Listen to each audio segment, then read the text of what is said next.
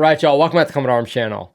Today we are checking out the New Zealand SAS. Now I gotta say, it's pretty hard to find some good videos about the New Zealand SAS, but today we found, or someone actually sent me this video on Facebook of all places, of the New Zealand SAS doing some CQB training. It's only about a minute long, but of course with CQB you can kind of slow down and sort of break it up a little bit as far as what we're seeing. But from what I've seen, first of all, they look super high speed, and the training they're doing looks pretty legit as well. So it's going to be a good one. Let's check it out. Okay, I'm pretty hyped for this one.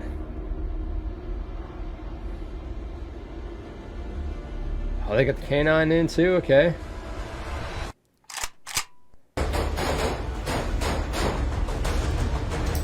Nice. Okay. Oh, let's see what we're seeing here real quick.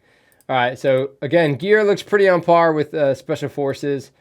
Targets is okay. I will say it is nice when you can get like realistic targets, and I'm not saying this one is one of those, but when I was going through CQB school, we had like realistic people, and that kind of just helped sort of get into the combat mindsets. I mean, when you see like an actual person, especially with the targets that we had, because sometimes they'd be holding like a soda can or a flashlight or like a power drill, really kind of like goofy stuff to get you to positively identify the hands. Now with the SAS specifically, the role is a little bit different, so yeah, of course their rules of engagement are going to be slightly different as well, but that is something that I noticed. It is kind of cool when you see other units using similar targets like that. But I saw them using, okay, so flashbang, nice. He's got the GoPro, even better. Okay, so it looks like he's basically the two-man kind of employing it. Yeah, so that's pretty much how we would do it as well. Maybe cheat back a little bit. But you have this guy opening the door. Now he's opening the door kind of like pushing it backwards, which is kind of odd for me personally to see that. Generally for us, whenever you were the doorman, like that was your dedicated job at that moment. So if you have a door, it looks like this is an inward opening door, so it opens inside the room. You want to make sure you're holding that door and kind of pressing it into the door frame or pulling it into the door frame to make sure that, it, you know, if there's a bad guy inside, they're not just opening up and lighting up the stack. And yeah, if you're kind of facing your back away from it, if the door did open, you're just going to get like, you know, pushed against the wall. So that is something that I see a lot. Doors can be pretty tricky when it comes to CQB. There's a lot of things you don't really consider. Now that's probably fine in most circumstances, but again, you can always sort of game the game and find ways where, you know, you might just find yourself in a pickle, you know, if you are facing away from the wall or facing the wall. Nice. Dude, sick weapons too.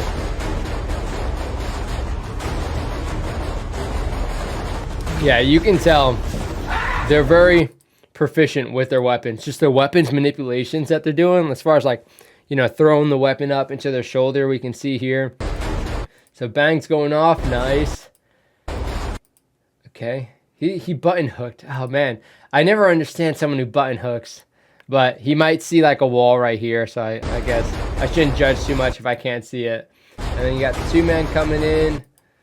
Okay, yep, and then three-man. And also, generally speaking, for the three-man, you don't want to be standing in front of the doorway like that. So when you come in as a three-man, you kind of have to go to either side. Wherever there's room, really, you kind of have to go that way and just kind of get out of the way of the door frame. Because, of course, all the weapons are going to be oriented towards that direction when people are coming into the room. I'm sure at this point the bad guys are probably perforated.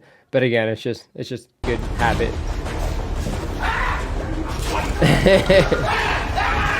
Oh my gosh. Oh, we got a nice breach.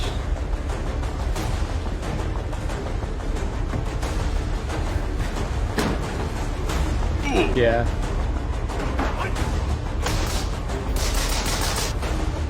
Okay, let's see that again. So, yeah, explosive breaching is a lot of fun. That is a lot more violence of action than anything. So, looks like they're going to flow. It looks like he kind of... I'm not sure what he did there. Did he push the door or did he throw in a flashbang? Doesn't seem like a flashbang's going off. The dog's going in too.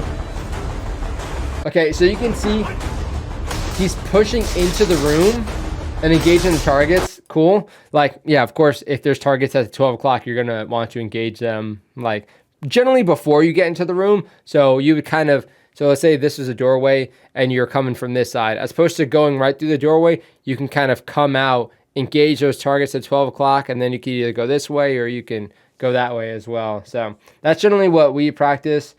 Just because, again, the corners are a very big threat when it comes to going inside the room. Because, yeah, obviously, if there's somebody that's really not trying to fight or play the fair fights, they're going to be chilling in a corner trying to wait for you.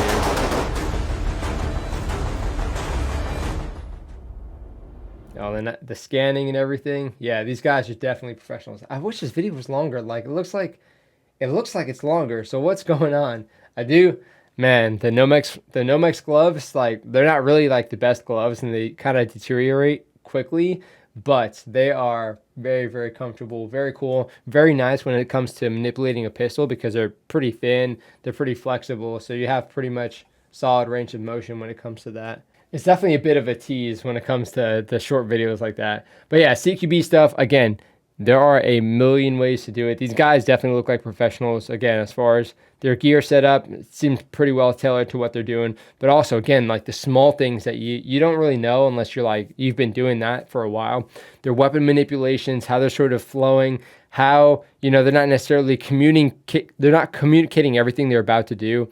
And the people behind them are basically picking up on that and finding a job. So if one person goes this way, then they can flow in and go the other way. And it looks like they're doing that pretty well. So there's not really like a big gap. You're not seeing people doing like a double take trying to figure out what to do. Because, yeah, it seems like they've been working together for a while. You can kind of tell with that synergy as far as, people just finding where to go. And it looks very, very smooth.